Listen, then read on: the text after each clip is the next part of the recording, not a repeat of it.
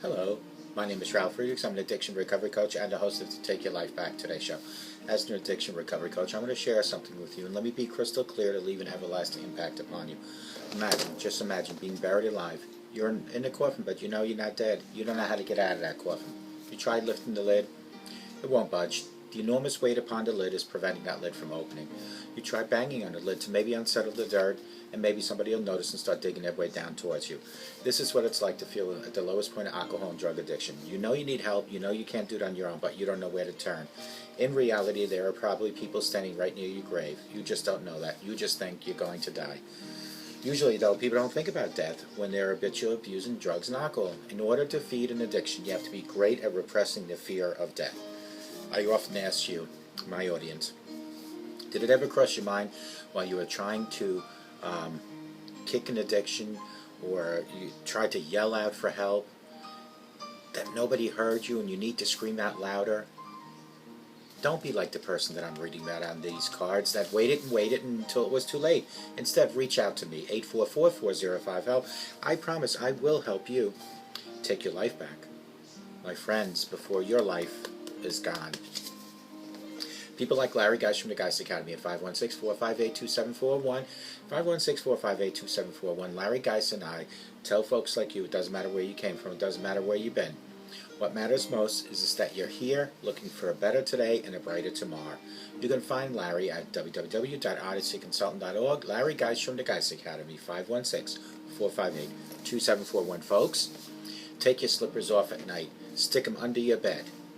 That way in the morning when you get up, you can go on your knees and retrieve those slippers. Look under your bed and there they are. Retrieve them while you're on your knees.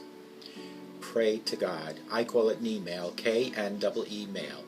Knee-mail consists of asking God for guidance and direction, asking God for forgiveness and mercy, asking God to give you the blessings that you so deservingly get each and every day, and thank Him for that. Thank God for a house, a home, clothing, husband, wife, children, grandchildren. Thank God each and every day through knee-mail. Then when you're done, put those slippers on, stand straight up, and walk with God 24/7. Excuse me, hold on 1 second here. Let's go back to this. There we go.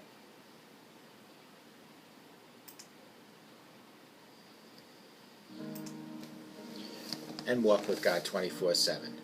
Folks, 4 reasons to hold on a little longer. Listen to the mustn't, the childs. Listen to the don'ts. Listen to the shouldn'ts, the impossibilities, the won'ts. Listen to never haves. Then listen close to me. Anything can happen, child. Anything can be.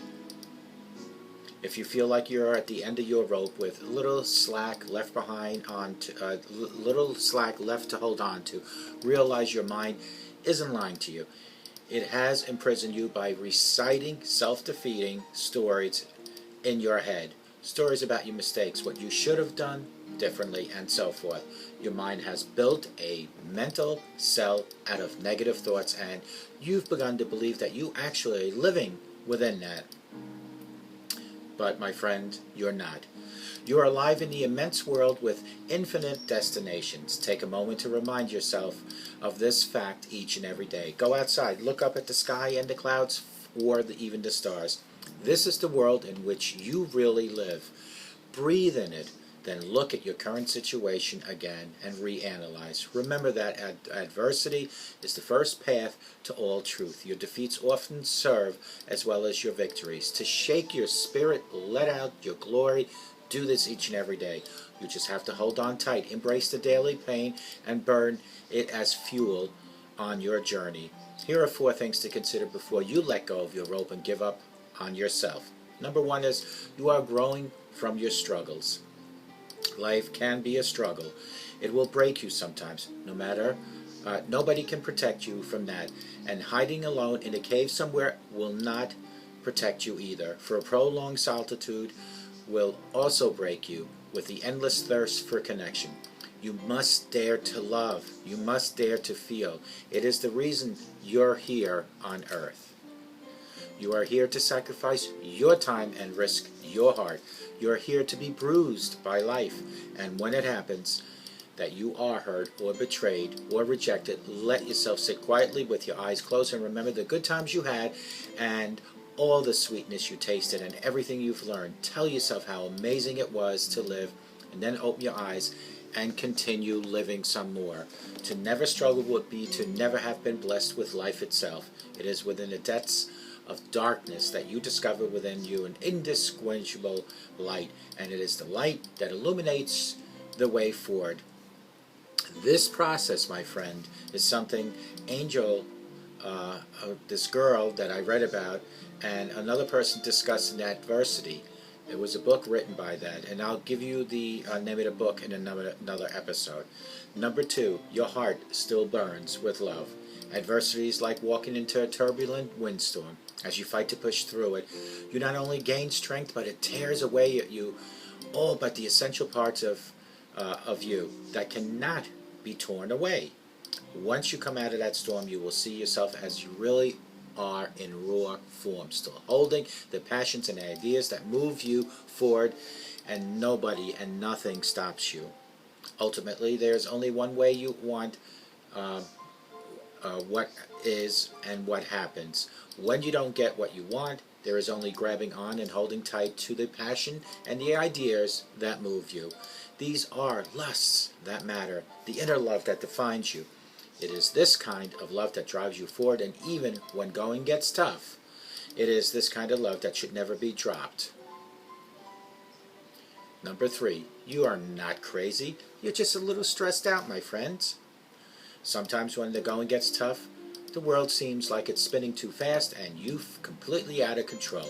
It seems like you're losing your mind, I should say, and going crazy, but you're not. You need to pause and take a deep breath. Just about every emotional issue imaginable, from the fear to anxiety to onset depression, is triggered by a mounting buildup of stress. Stress impedes your ability to think straight and see the world as it is, as the world that is not spinning too fast or burning to the ground. Being extremely stressed out and feeling overwhelmed is not a sign that you are psychotic or going crazy.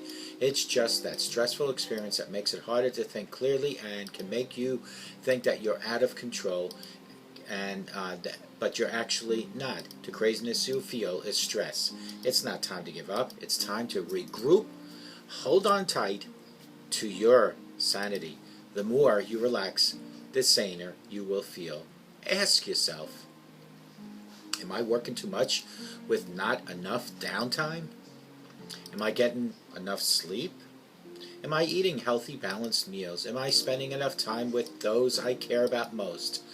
Am I involved in relationships that cause me excessive stress? Am I drinking too much alcohol or relying on other non-prescribed or even prescribed drugs? Am I constantly worried about some other time and place? If you're experiencing any of the above issues, you know what you need to address to reduce your stress. The vast majority of us never go crazy, but the other majority of us simply fear at some point that we may be going crazy based on stress factors we allow to reside in our present life situation. So make sure you find your time meaningful and make those meaningful activities. Get enough sleep, eat well, manage your stress so it doesn't manage you in the long run. Number 4, you have something special to offer to this world. You are only destined to become one person, the person you decide to be. Do not let your own negativity walk all over you with its dirty feet. You will feel a unique gift burning inside you that you would want to offer the world to help move it in the right direction.